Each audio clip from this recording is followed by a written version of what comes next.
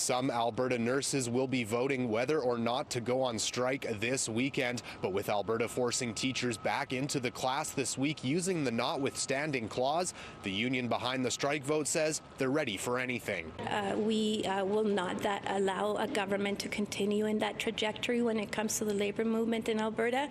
So we want a strong strike notice so that the employer knows that we're serious. The president of one of Alberta's largest unions, representing licensed practical nurses and healthcare aides at Alberta Health Services, is hoping her members will vote yes to a strike this weekend. Telling City News it's more important now than ever, with the province ending the teacher strike earlier this week by using the notwithstanding clause to force educators to accept an agreement that was voted down by members earlier this year. The union is calling for wage increases up to 84% of what a registered nurse makes, and an increase of $7 an hour for on-call pay, as well as better scheduling and work-life balance for workers. You know, our members sometimes have to work 7 days straight, 3 out of those being weekends, and it's not conducive to a good working environment. Labor experts telling me they expect AUPE members to vote yes on a strike following the notwithstanding clause, but expect that legal precedent makes it harder for the union to negotiate. The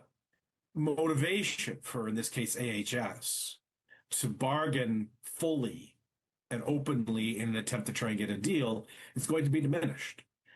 Because they have this lovely little get out of jail free card that the government can give them through legislation. And so I think that makes it harder, that sort of makes it harder for unions to be able to exert their bargaining power, but it's still important. Alberta's finance minister says the government has the right to use the clause and unions should be willing to negotiate. And this tool exists to be used for reasons like this. But I would say if I was them looking out for their members, I'd say come to the table and get a great deal. This is the biggest salary increases for the public service in 2 decades.